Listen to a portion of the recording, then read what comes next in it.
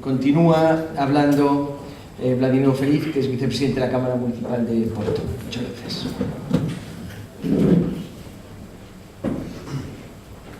É certo que,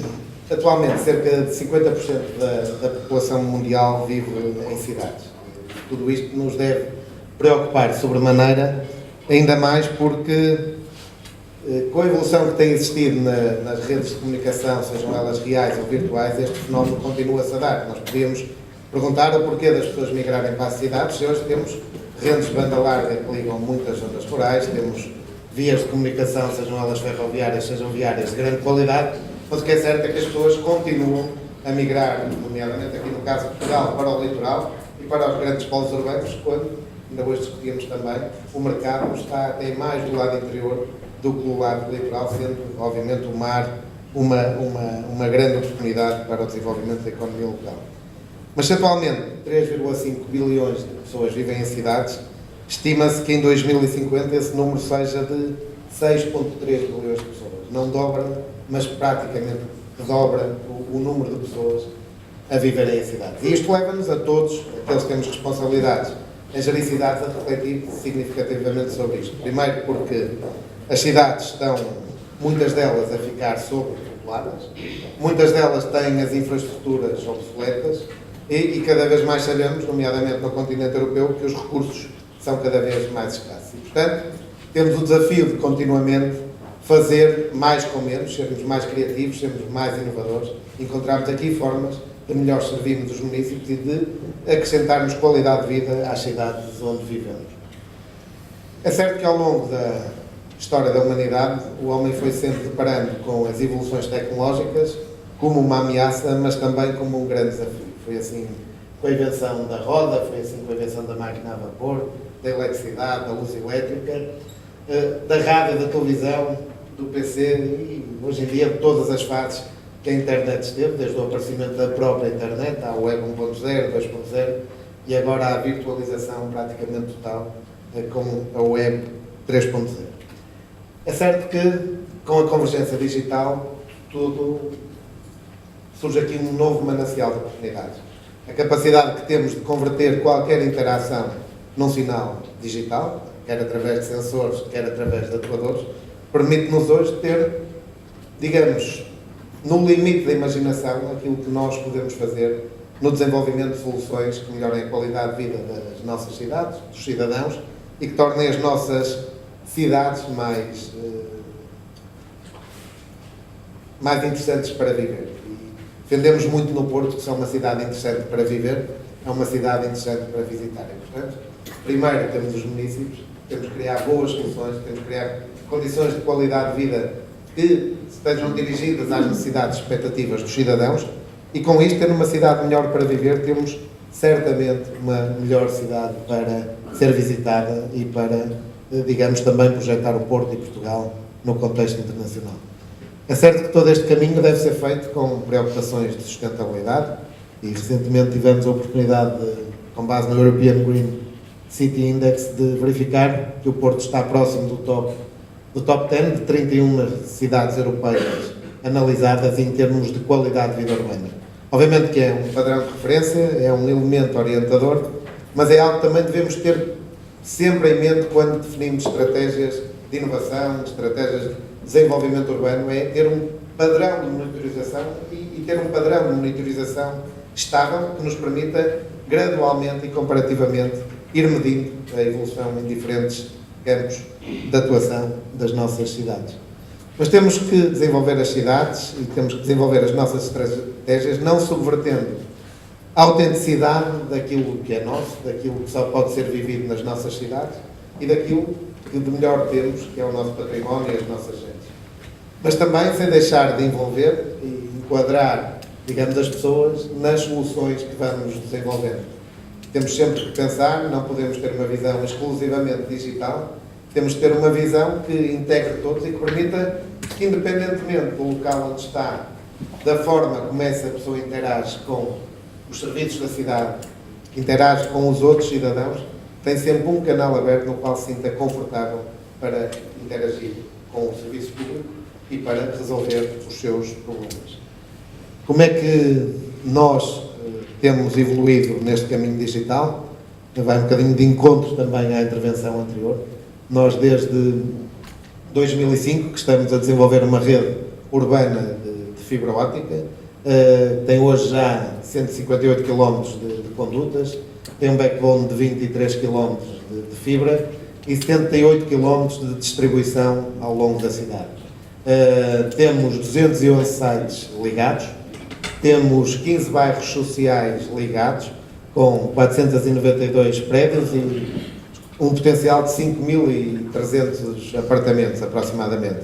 Dar nota aqui que toda a operação da Câmara Municipal e suas participadas está assente nesta rede de fibra óptica, toda a operação da Universidade do Porto e grande parte do ensino académico está suportada nesta rede e temos também todo o sistema de saúde, hospitais, centros de saúde, serviços da ARS, suportados em cima desta rede, além de toda a área de proteção civil. Portanto, esta é hoje uma infraestrutura essencial para o funcionamento da cidade e é certo que essa infraestrutura para a cidade praticamente para. Portanto, é uma responsabilidade que está aqui nas mãos de uma parceria que foi estabelecida entre a Câmara do Porto, entre a Universidade do Porto, a Associação Empresarial de Portugal e a MEC do Porto, e esta ligação dos 15 bairros sociais tem a ver também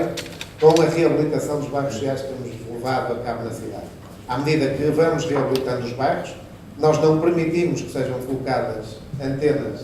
nas fachadas dos edifícios e, portanto, o que fazemos é oferecer ao residente desse bairro os 4 canais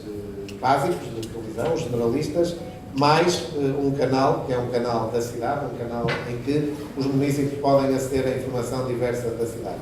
Esta rede tem não só o potencial de suportar a operação de todas estas entidades públicas e outras privadas que também estão ligadas, mas tem também o potencial de podermos chegar com serviços a todas estas organizações e a estas pessoas.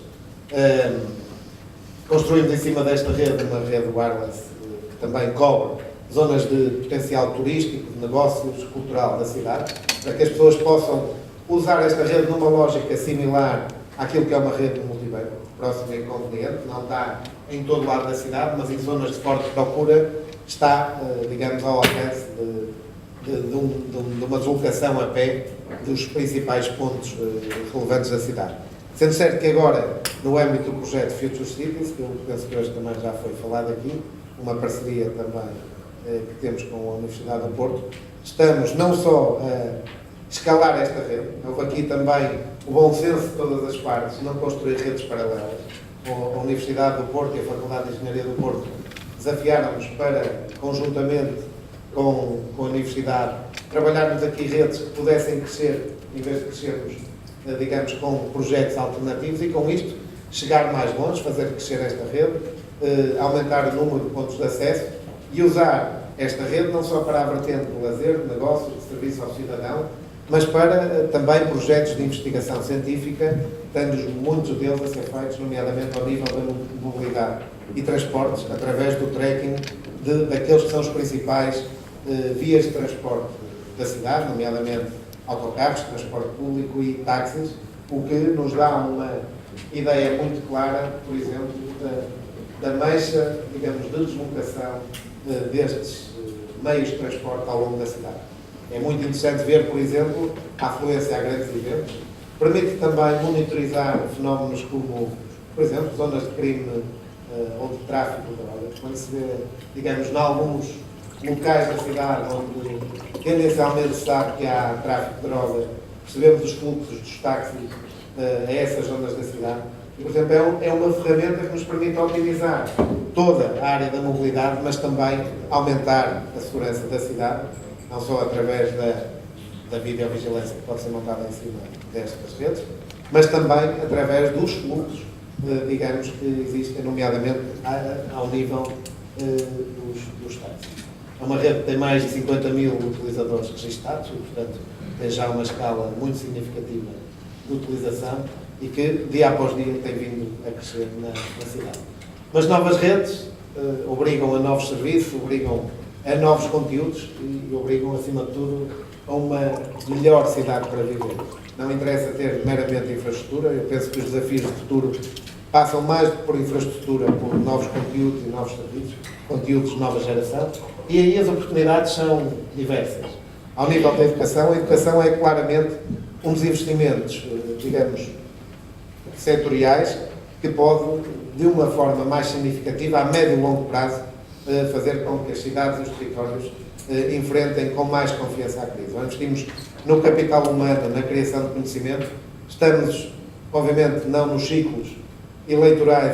onde por vezes temos responsabilidades, mas a médio e longo prazo a construir uma cidade melhor, mais competitiva, mais capaz de atrair investimento e de atrair, acima de tudo, quadros qualificados para essa cidade. O Porto tem a sorte de ter a maior universidade pública do país. Isso é também um ativo que o Porto tem que capitalizar e saber aproveitar. E é com base nisso que temos, ao longo dos últimos anos, investido muito em parcerias fortes com a Universidade e com o Instituto Politécnico, que é também o maior Instituto Politécnico do país.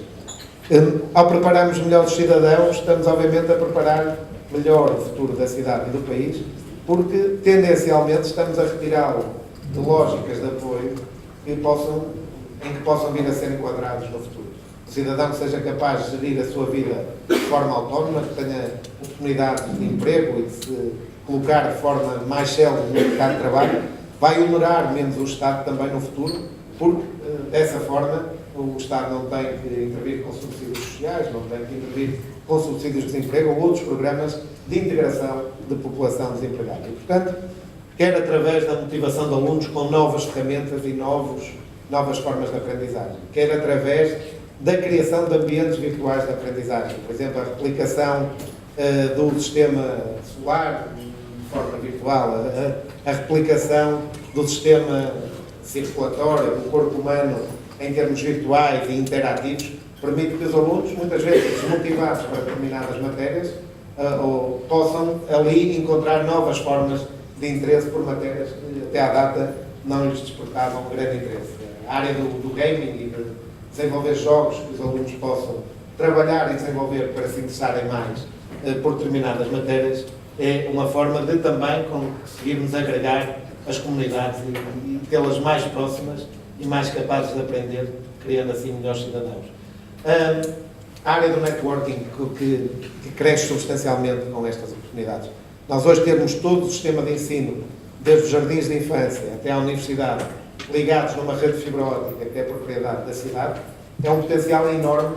seja no desenvolvimento de conteúdos e serviços, seja na capacidade colaborativa que esta rede gera. Hoje podemos ter alunos da Universidade do Porto a colaborar com alunos do jardim de infância de uma qualquer escola pública da cidade, ou de um grupo de investigação da Universidade com alunos do 9º ano, ou do primeiro, segundo ou terceiro ciclo, é um potencial tremendo na área do desenvolvimento de parcerias e no desenvolvimento de conhecimento junto destas comunidades. A manutenção remota, que já fazemos, ter toda a manutenção das escolas a ser numa plataforma eletrónica, que nos permitiu não só agilizar o processo de manutenção das escolas, mas perceber também de forma mais detalhada quais eram os principais problemas, quais eram os principais consumos, de que forma é que eles evoluíam, digamos, e eram tratados pelas nossas equipas de manutenção. Toda a área de gestão de refeições que nos permitiu não só que um aluno possa marcar a sua refeição no dia, sem ter um encargo superior com isso, junto da empresa que serve as refeições, permitiu-nos ao mesmo tempo perceber a lotação das salas que tínhamos. Na Carta Educativa, em 2005, nós prevíamos a criação de 100 salas de aula. Com a implementação desta ferramenta de gestão de refeições escolares, percebemos que o número de alunos não era muitas vezes por sala o que era reportado nas folhas que nos eram entregues, digamos, junto de cada escola. Isto permitiu não só otimizar o parque escolar, permitiu-nos otimizar o processo de gestão de refeições, não desperdiçando comida, permitindo que os alunos tenham, digamos, uma capacidade de resposta maior quando os pais sujeitos a uma emergência têm que marcar a refeição no próprio dia. E, portanto, tudo isto ajudou na operação, mas ajudou também a conhecer um conjunto de outros problemas na interligação de toda esta informação. Além de toda a área de promoção da literacia financeira que estes serviços potenciam. Outra área muito importante é a área do envelhecimento ativo. A população europeia, como sabemos todos, olhando para nós próprios, está a envelhecer. E um facto é que a esperança média de vida passou dos 55 anos em 1920 para os 80 anos na atualidade. Portanto, há aqui claramente um problema com que não nos deparávamos no século XX e que hoje os Estados e os governos municipais têm que enfrentar de forma diferente. Com a chegada da idade de reforma da geração do Baby Boom, a população europeia entre os 65 e os 80 anos atingirá entre 2010 e 2030 os 40%. E, portanto, se na década de 90, digamos, os jovens eram o foco, digamos, principal daquilo que era o desenvolvimento das políticas públicas, hoje temos aqui um desafio novo, que é como enfrentar toda esta área de gestão da comunidade sénior e como melhorar a sua qualidade de vida e a sua integração na cidade. E soluções como estas, baseadas em redes de banda larga de alto débito, permitem, por exemplo, criar centros de dia de nova geração. Isto é, muitos dos fenómenos de solidão ou de saúde, digamos, destas pessoas são provocadas por um afastamento das famílias, por um afastamento das suas comunidades, que por vezes, com um pouco mais de atenção, com um pouco mais de proximidade, pode ajudar a minimizar problemas diversos, sejam eles sociais, sejam eles de saúde. Criar uma linha de atendimento com base em videochamada, em que estes cidadãos, quando se sentem inseguros, quando se sentem sozinhos, possam comunicar com um centro de intervenção de primeira linha, com base no seu comando de televisão, com base numa interface que possam ter na sua casa, vai a médio e longo prazo reduzir, digamos, fenómenos de solidão, fenómenos de pressão nos centros de saúde, que muitas vezes não são problemas de saúde, são problemas claros de solidão e de falta de apoio familiar e social, desta forma permitir às pessoas poderem interagir e sentir-se mais confortáveis a partir da sua casa. A criação de redes sociais dirigidas a pessoas cegas, não só para partilharem os seus problemas, mas partilharem um conjunto de disponibilidades, por exemplo, que possam ter para colaborar com os seus vizinhos. As pessoas muitas vezes reformam-se ainda com uma esperança de vida significativa, com grande capacidade de intervir na sociedade, e ao criar estas redes que lhes permitam estar em colaboração direta com aqueles que são os seus pares, mas também poderem, junto da vizinhança, disponibilizar todo aquele que é o seu conhecimento adquirido ao longo da vida, pode ajudar a lógicas de integração mais significativas. Alargar estas redes sociais, dirigidas a séniores, a familiares que muitas vezes estão distantes, que tiveram que deslocar das suas zonas de residência por razões diversas, poderem ter aqui lógicas de suporte e de proximidade a estes familiares que ficaram nas cidades de origem. O suporte a cidadãos com mobilidade reduzida ou necessidade especial, de forma a que não necessitem para se deslocar, para tratar de muitos dos seus problemas, podendo ser, ao limite de um balcão de atendimento virtual, que temos, por exemplo, na Câmara do Porto, e que pode, ao longo do ciclo de vida de cada cidadão, de cada entidade, poder trabalhar cada uma das suas necessidades e dos seus problemas, independentemente de ele ser tratado pela Câmara Municipal ou por outra entidade. O cidadão tem ali um roadmap daquilo que pode fazer para resolver determinado problema, mas também ter linhas de atendimento semelhantes àquelas que referi para os idosos. Com isto, conseguimos, acima de tudo, ter, por exemplo, consultas em tempo real e consultas virtuais que podem ser dadas com base nestas videochamadas, em que muitas vezes um pequeno diagnóstico evita que o idoso tenha que se deslocar ao centro de saúde ou que possa ser devidamente encaminhado logo de sua casa para a especialidade médica a que tem que estar sujeito, evitando assim filas nos centros de saúde, evitando assim custos adicionais nos centros de saúde, mas melhorando também a qualidade de vida dos cidadãos. Estas plataformas podem também servir de base àquilo que é, digamos, um cidadão que tem que ser operado e está impossibilitado de estar no seu posto de trabalho durante algum tempo, podendo colaborar com a sua empresa, podendo comunicar com a sua família, a partir do local de internamento. São formas de reduzir também custos de internamento para muitas das pessoas ativas que, por razões diversas, têm que estar em casa para tratar de um familiar que está doente, ou têm que estar no hospital internados porque foram alvo de uma intervenção cirúrgica, ou têm um familiar que sofre de alguma deficiência e que exige maior acompanhamento, e nisto o Estado tem falhado brutalmente num conjunto de respostas para estas pessoas, e portanto temos que dirigir cada vez mais e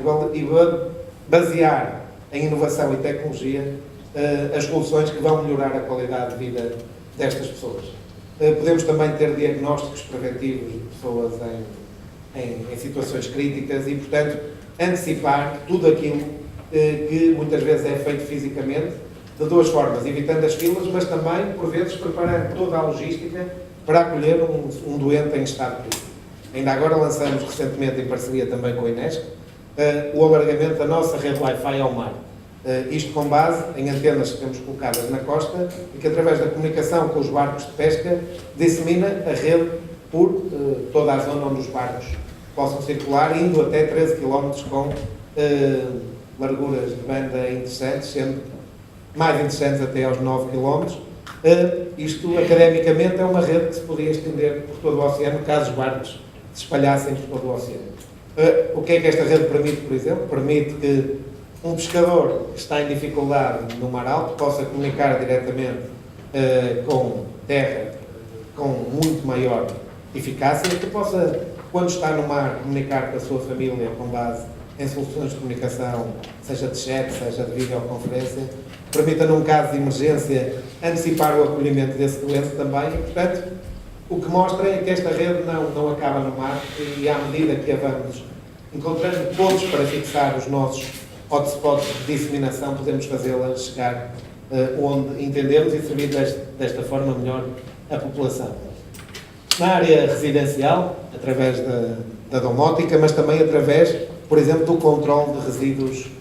da recolha de resíduos. Nós temos muitas vezes as recolhas de resíduos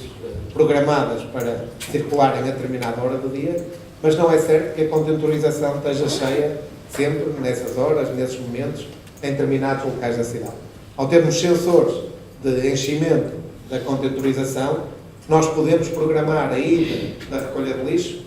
ao momento certo em que o contentor está cheio, evitando assim deslocações desnecessárias à casa das pessoas. Outro fenómeno que já foi falado, a monitorização dos consumos de eletricidade, de água, toda a hora a área de segurança, mas também a área de proximidade. Nós podemos, por exemplo, temos os nossos filhos em casa, estamos preocupados no nosso posto de trabalho, eu estou aqui agora ausente 3 dias, e poder perceber o que se está a passar em casa através de uma webcam que eu tenho em determinadas zonas da residência e perceber se está tudo bem com o meu filho, se está tudo bem em casa, ou até mesmo numa lógica de segurança, estando nós de férias ou ausentes do país, se tudo está a correr bem na nossa residência. Na área da comunicação, esta cada vez mais generalizada nas nossas vidas, seja até através de soluções correntes como o Skype e outras similares, seja através de soluções de telepresença, como esta aqui, em que praticamente conseguimos replicar o ambiente de reunião que temos do nosso lado, com pessoas que estão em diferentes locais do mundo, quase não sentindo que estamos a milhares de quilómetros de distância. Isto reduzindo custos de deslocação entre as pessoas, permitindo maior aproximação e benchmarking entre diferentes realidades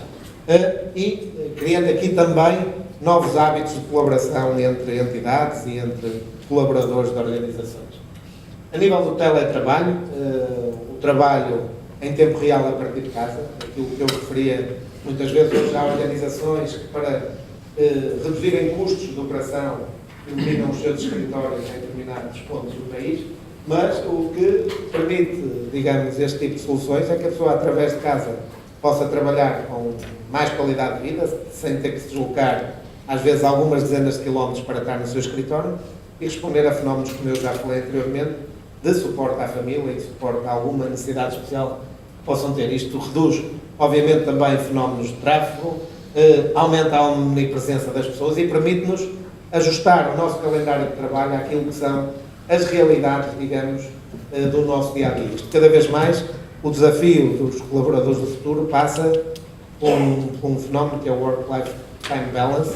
passa por equilibrarmos aquilo que é a nossa disponibilidade para o trabalho com aquilo que é a nossa vida pessoal. E não ter um horário das 9 às 5 ou das 8 às 19, mas permitir que ao longo do dia eu possa agora estar aqui nesta conferência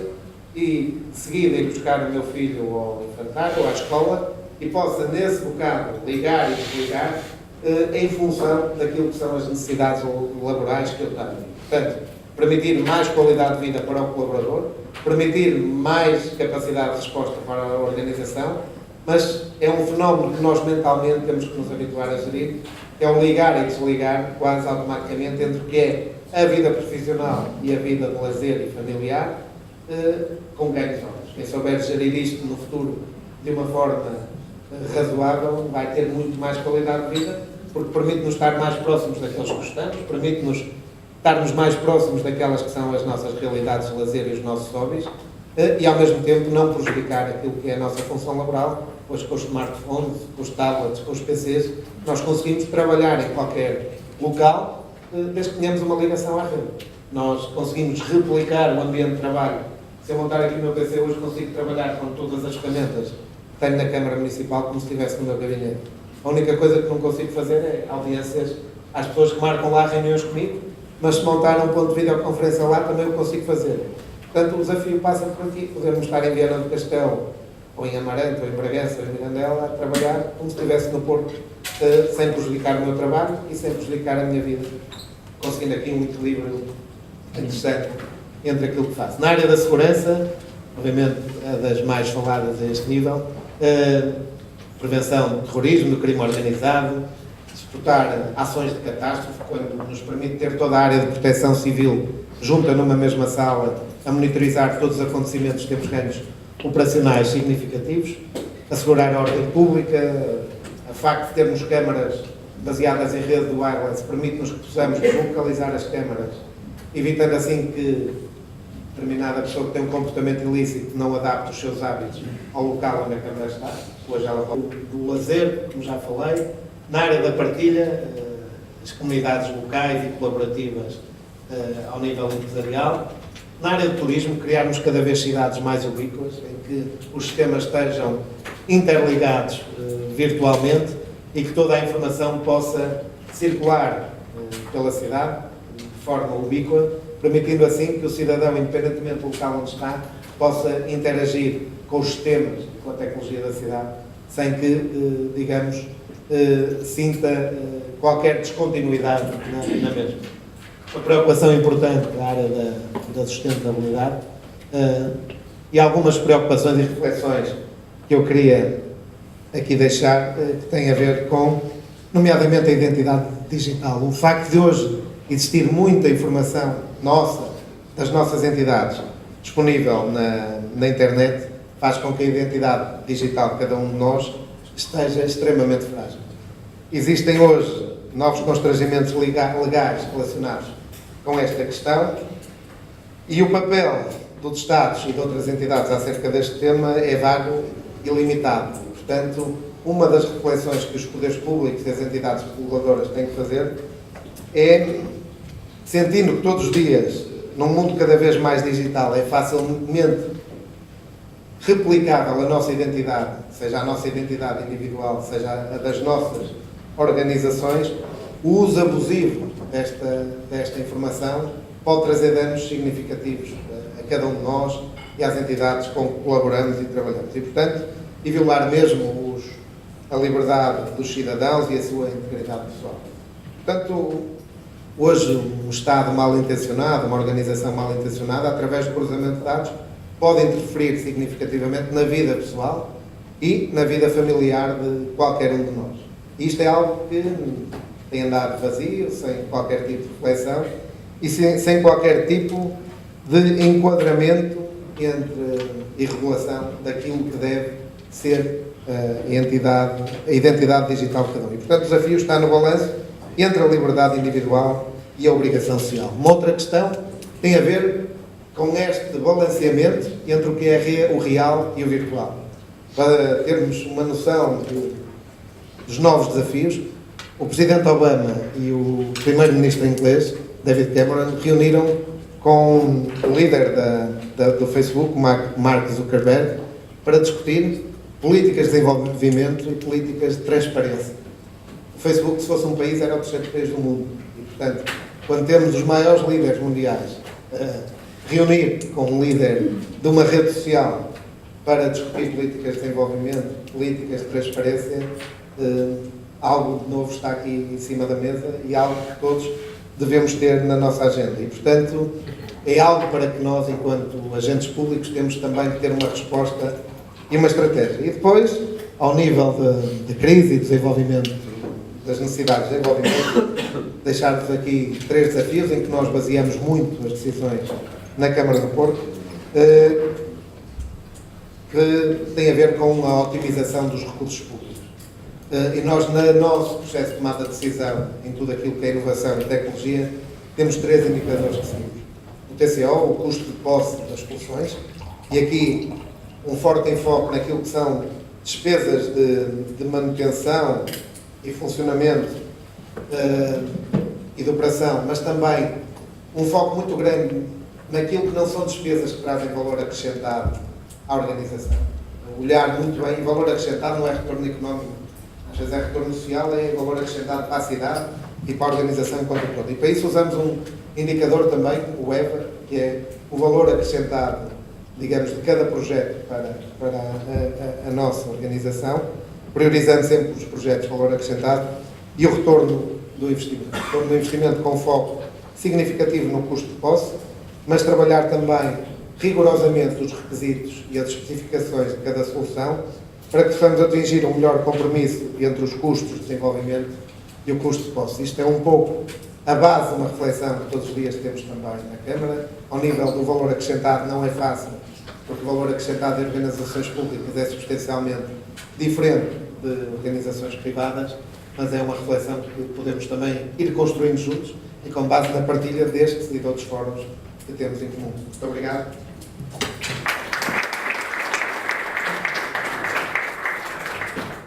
Muchas gracias al vicepresidente de la Cámara de Porto, que nos ha presentado Só muchos... uma pequena nota que eu não deixei aqui, que era outra reflexão que eu vos queria deixar, mas que tem a ver com uma única imagem, que é esta. Tem a ver com o posicionamento das cidades, mas também do posicionamento da Europa no mundo. Nós estamos habituados a ver a Europa no centro das nossas vidas. E quando olhamos para o mapa, na lógica que os australianos, por exemplo, o veem, é muito difícil descobrir a Europa e percebemos a real dimensão da Europa. Portanto, um dos grandes desafios que nós vamos enfrentar no futuro é a afirmação da Europa no mundo. Ou a Europa se afirma como um todo, e como um todo uno, ou temos aqui 2 blocos a funcionar com muita força, os Estados Unidos, que se vê bem, a Rússia, que tem uma dimensão enorme, como podem ver, e também a China. E se a Europa não funcionar de forma una, dificilmente consegue afirmar num mundo que nós estamos habituados a ver de outra maneira e que este mapa nos mostra bem, em termos dimensionais, aquilo que nós significamos. E, portanto, era também um desafio, uma reflexão que eu queria deixar a todos, porque quando o vi, também eu próprio fiquei surpreendido. Muchas gracias.